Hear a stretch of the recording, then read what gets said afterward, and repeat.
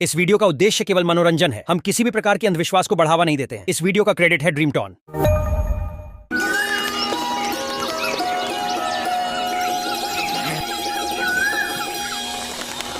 नगर खजूरा में डमरू नाम का एक लड़का था जो कि बहुत ही डरपोक और कमजोर था।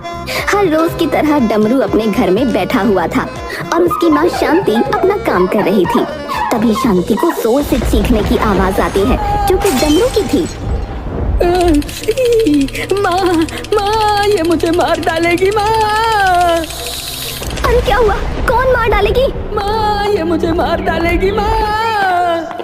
शांति कमरे में जाती है तो देखती है डमरू पलंग पर दोनों पैर समेटकर आंखें बंद करके बैठा हुआ था। अरे क्या हुआ? क्यों गला फाड़ रहा है? माँ, वो छिपकली। ये लो, खोदा पहाड़ और निकली चुईया। मुझे लगा कि न जाने क्या हुआ है और तू तो एक मुई छिपकली से डर गया। अरे माँ, देखो वो मुझे कैसे देख रही है। अरे हाँ, जैसे तू ऋतिक रोशन हो जो तुझे देख रही है। छिपकली डमरू की तरफ बढ़ती है। अरे माँ, देखो मत भगाओ इसे, भगाओ। छिपकली भाग जाती है और फिर शांति को एक शरारत सूझती है। बहुत डरता है ना, अभी इसके मजे लेती हूँ। वो एक नकली छिपकली लेकर डमरू के ऊपर डाल देती है। माँ, छिपकली मेरे ऊपर। अरे कितना डरपोक बेटा है मेरा, एक छिपकली से डर गया। अरे ये नकली छिपकली है। अरे माँ हो या जल्लाद हो, अगर मैं मर जाता तो। तभी डमरू के कमरे में उसके दोस्त भोलू और लड्डू आ जाते हैं। अरे ओ डरपोक, खेलेगा हमारे साथ? अरे कितनी बार कहा है तुझे, हमेशा उसे मत चढ़ाया कर। अरे तो मैं सही तो कह रहा हूँ। चल डमरू, खेलने चलते हैं। माँ, मैं अपने दोस्तों के साथ खेलने जा रहा हूँ। और खेलने के लिए चला जाता है। पता नहीं ये लड़का कब बड़ा होगा, अभी भी बच्चों जैसी हरकतें करता है।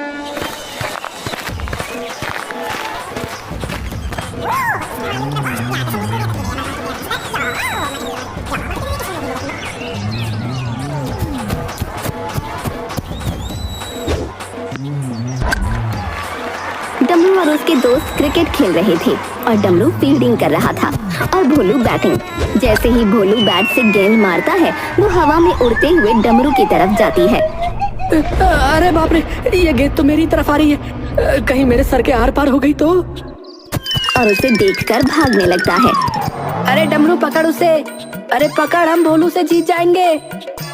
पर डमरू गेंद को देखकर इधर उधर भागता रहता है। फिर दूर जाकर मुंह पर हाथ रखकर आंखें बंद कर लेता है और एक जगह बैठ जाता है। जब आंखें खोलता है तब सभी बच्चे उसके आसपास होते हैं। तूने गेंद क्यों नहीं पकड़ी? अगर तू गेंद पकड़ लेता तो हम मैच जीत जाते, पर तू डरपोक का डरपोक ही रहेगा। मैं डरपोक नहीं हूँ। अगर वो गेंद मेरे सर के आर पार हो जाती तो मेरे तो सर में छेद ही हो जाता। पहली बार तूने कोई ढंग का काम किया है। देख, तेरी वजह से मैं जीत गया। भोलू हंसता है और सभी बच्चे डमरू की इस बात से नाराज हो जाते हैं और डमरू भी हताश हो जाता है। मुझे माफ कर दो दोस्तों। पर सभी उसकी बात अनसुनी करके चले जाते हैं और जाते हुए, देखा लड्डू, मैंने तुझे कहा था कि तू डमरू को मत बुला, लेकिन तूने मेरी बात ही नहीं मानी। अब देख, इस डरपोक की वजह से हम हार गए। एक दिन मैं इन सबसे अच्छा खेलूंगा। हाँ। फिर घर चला जाता है। अरे क्या हुआ? तू तो खेलने गया था ना, तो फिर इतना उदास क्यों है? डमरू शांति को सारी बातें बताता है। हाँ तो सही तो कहते हैं तेरे दोस्त। वैसे भी तेरे डरपोक होने के किस्से तो पूरे गांव भर में मशहूर है। अगर डरपोकों की प्रतियोगिता हो ना तो तू उसमें पहले स्थान पर आएगा। तुम सब देखना, एक दिन मैं इतना ताकतवर हो जाऊंगा कि तुम सबको ऐसे ही फेंक दूंगा। हाँ ठीक है, अभी तो तू जा और कुएं से मटका भर कर ले आ, तेरे बापू आते ही होंगे। माँ, इस मटके का साइज तो देखो और मेरी हालत देखो, मैं इसे कैसे उठाऊंगा? अच्छा बेटा, अभी तो सबको ठोक कर फेंकने की बात कर रहा था और अब इस मटके को नहीं उठा पाएगा। अब बातें मत बना और अब जल्दी से जा। डमरू मटका लेकर चला जाता है। इतने में ही डमरू का पिता महेश वहाँ पहुँच जाता है। अरे क्या हुआ? आप इतने परेशान क्यों हैं? अरे परेशान ना हो तो क्या करूं बताओ। फसल अच्छी ना होने की वजह से जो पिछले महीने सेठ जी से उधारी ली थी वो उन्होंने 4 दिनों में जमा करने के लिए कहा है। पर उन्होंने तो 1 साल का वक्त दिया था ना।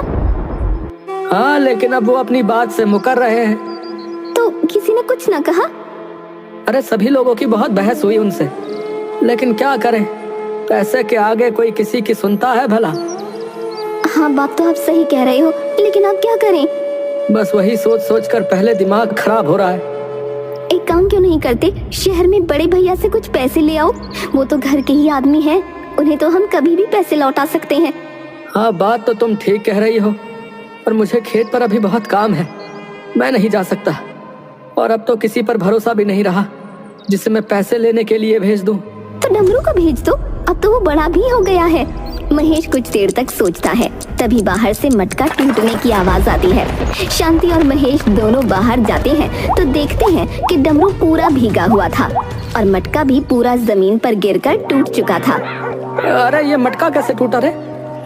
वो मैं मटका लेकर आ रहा था और अचानक से तेज हवा चलने लग गई और ऊपर से मटका भी इतना भारी था तो मुझसे मटका नीचे गिर गया।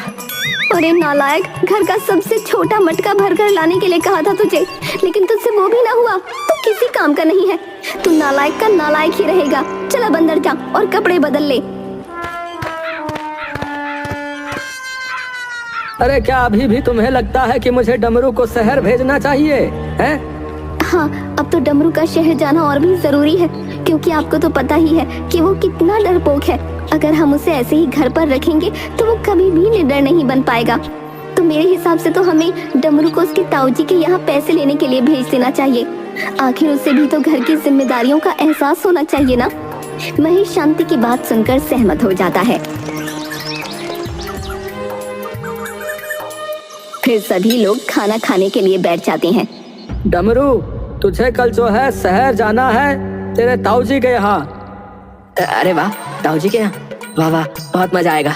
आपको पता है पिताजी, ताऊजी मुझसे बहुत प्यार करते हैं और मुझे वहाँ बहुत अच्छा भी लगता है। बस ज्यादा आप खुश मत हो, मैं तुझे वहाँ किसी काम के लिए भेज रहा हूँ। अच्छा, और सुन, वहाँ से 2 दिनों में लौट आना, समझा? ठीक है पिताजी। डमरू अगले दिन ही शहर के लिए निकल जाता है। अपना ध्यान रखना, पहली बार मैं तुझे कहीं बाहर भेज रही हूँ, और हाँ, होशियारी से जाना।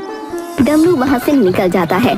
अरे वाह, अब मैं बड़ा हो गया हूँ, इसीलिए पिताजी ने मुझे इतने बड़े काम के लिए भेजा है। अब मैं सबको दिखा दूंगा कि मैं डरपोक नहीं हूँ, मैं अकेला ही शहर जाकर आया हूँ। फिर कोई भी मुझे नहीं चिढ़ाएगा, सब मुझे अपने साथ खिलाएंगे और फिर सब मेरे दोस्त बन जाएंगे।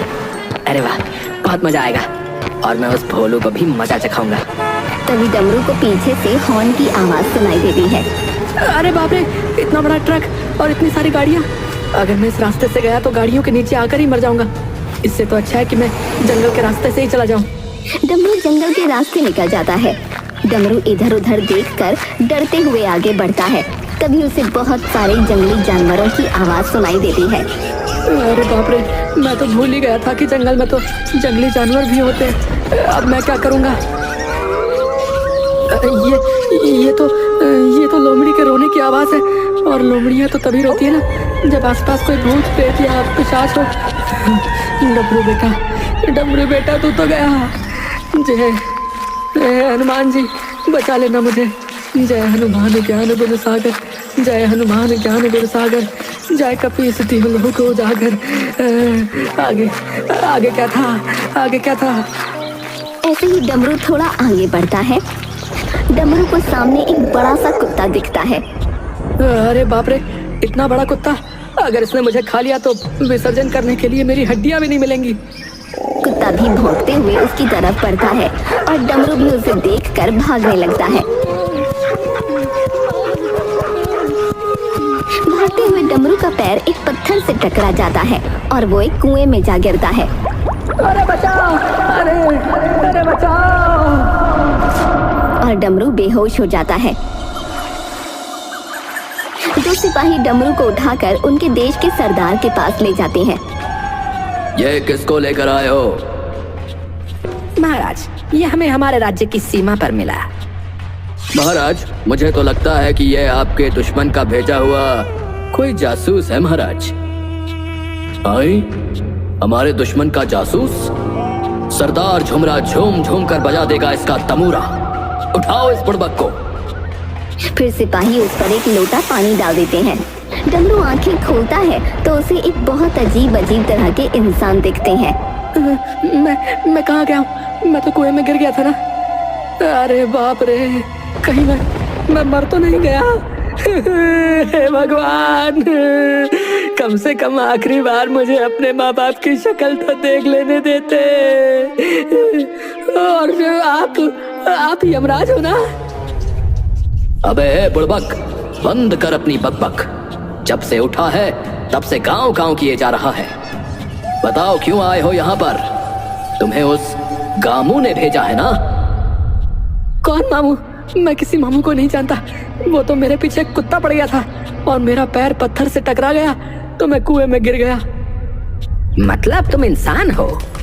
और सभी लोग खुश हो जाते हैं। इंसान? तुम सब कौन से प्राणी हो भैया? हम सब आदिवासी हैं और ये हैं हमारे महाराज सरदार झमूरा। लेकिन तुम सभी तो इंसान ही लग रहे हो यार। इंसान जैसे दिखाई देते हैं, लेकिन हम दूसरी प्रजाति के लोग हैं। हमारे राज्य में इंसान असंभव। पहली बार हमारे राज्य में कोई इंसान आया है। बड़ी विचित्र जगह है। वैसे ये मामू कौन है? मामू नहीं, गामू। गामू एक राक्षस है जो हमारी प्रजाति को खत्म करना चाहता है। हाँ, उसने हमारा जीना दुश्वार किया है। वो हमारे बच्चों को ले जाकर खा जाता है। क्या? तो फिर उसे कोई मारता क्यों नहीं? हम उसे मारना तो चाहते हैं, लेकिन वो सिर्फ काली माँ की इस दिव्य तलवार से ही मर सकता है। निकालो तलवार और मार डालो उसे। निकाल सकते तो मैं उसे कब का खत्म कर देता, लेकिन उसने देवी माँ की तपस्या करके हमारी शक्तियां छीन ली और ये तलवार जमीन में गाड़ दी और माँ से वरदान मांगा कि कोई इंसान ही उस तलवार को निकाल सकता है और उसे मार सकता है। पर उसने हमारे राज्य के आसपास ऐसा घेरा बना दिया था कि कोई भी इंसान उसे पार नहीं कर पाया था। पर आज तुम न जाने कैसे यहाँ पर पहुँच गए। भैया, आप हमें बचा सकते हैं। क्या आप हमारी मदद करेंगे? और सभी लोग डमरू के आगे घुटनों के बल बैठ जाते हैं। हाँ हाँ, बचा लो हमें। अरे नहीं, पागल हो गए सबके सब तुम है? तुम्हारी जान बचाने के चक्कर में मैं बलि का बकरा नहीं बनने वाला। हाँ, वैसे भी मैं तो एक छिपकली को भी नहीं भगा सकता, तो उस राक्षस का सामना कैसे करूंगा? ना बाबा ना, मुझसे ये सब नहीं हो पाएगा। और वैसे भी मैं उसे कैसे मार सकता हूँ? मैं तो इतना कमजोर हूँ। देखो देखो मैं कितना कमजोर हूँ। लेकिन इंसान तो हो तुम। हमारी पहली और आखिरी उम्मीद हो। मैं तुम्हारे हाथ जोड़ता हूँ, मान जाओ। अगर तुम हमें बचा लोगे तो मैं तुम्हें ताकतवर बना सकता हूँ। ठीक है, लेकिन तुम पहले मुझे ताकतवर बनाओ। सरदार उसके सिपाही की तरफ इशारा करता है।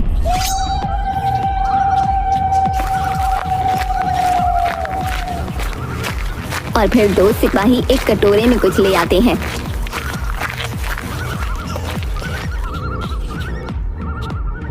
डम डम डम डम, चम चम चम चम, कर दे रहम हम पर थोड़ा, बना दे इस कमजोर को तगड़ा। ये लो, पी लो इसे।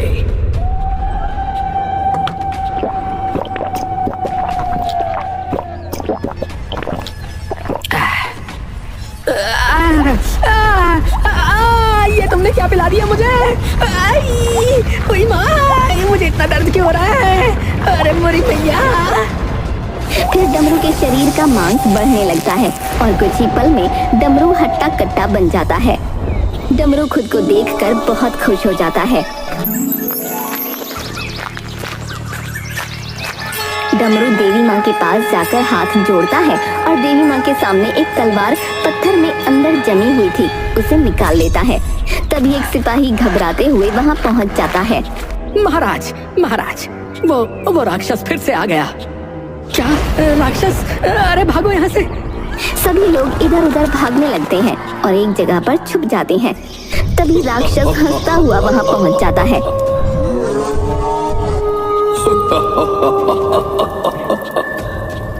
जाओ, मार डालो उस राक्षस को। धत तेरे की, मेरी मती मारी गई है क्या भाई? हैं? तुम उस राक्षस को तो देखो पहले, कितना डरावना और बड़ा है।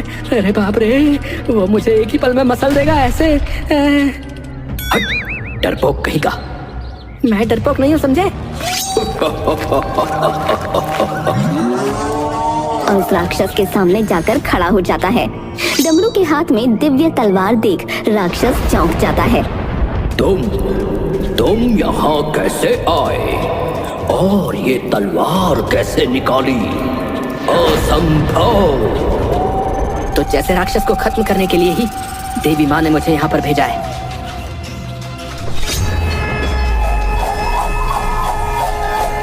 और एक ही बार में तलवार फेंक कर उसको खत्म कर देता है। राक्षस तड़प तड़प कर वहीं जलकर भस्म हो जाता है। सभी लोग खुशी से नाचने लगते हैं। तुमने हमारी जान बचाई है। अगर जीवन में तुम्हें मेरी कुछ भी जरूरत पड़े तो मुझे याद कर लेना। डमरू सरदार को सारी बातें बताता है कि उसके पिता और बाकी गांव वालों की क्या स्थिति है।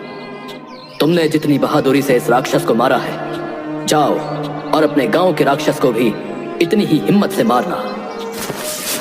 इस ताबीज से तुम्हें कोई भी नहीं हरा सकता। इसे हमेशा अपने पास रखना। सरदार के 2 सिपाही डमरू को उसके गांव छोड़ आते हैं। सभी लोग डमरू को आश्चर्य से देखते हैं क्योंकि अब वो हट्टा कट्टा हो गया था। जब डमरू वहां पहुंचता है तो देखता है कि जमींदार सबसे जमीन के कागजात पर अंगूठे लगवा रहा है। अरे आओ आओ महेश बाबू, अब आप अंगूठा लगाओगे या अंगूठा काट कर लगवाऊं? रामलाल की बात सुनकर डमरू को बहुत गुस्सा आ जाता है और डमरू गुस्से में चलकर जमींदार के पास पहुंचकर उसे एक मुक्का मारता है। क्या कहा रे तूने? मेरे पिताजी का अंगूठा काटेगा? फिर उसका अंगूठा जोर से मरोड़ देता है। अरे छोड़ दे मुझे। अरे अब क्या मेरा अंगूठा तोड़कर ही दम लेगा? अरे मुझे छोड़ दे, मैं तेरे हाथ जोड़ता हूँ। छोड़ दूंगा, लेकिन तुझे सभी गांव वालों की जमीन वापस करनी होगी। तूने सबको 1 साल की मोहलत दी थी, तो 1 साल बाद आकर अपनी उधारी ले जाना। ठीक है, पर पहले मुझे छोड़ दे। फिर जमींदार अपनी धोती पकड़कर अपने चमचों के साथ भाग जाता है और डमरू अपने माँ पिताजी को लेकर घर चला जाता है। अरे ओ डमरू लाल, यहाँ से जब गया था तब तो इतना कमजोर और डरपोक था। जब वापस आया तो तूने तो बदल ली अपनी काया। कैसे रे? फिर डमरू अपने माँ पिताजी को सारी बातें बताता है।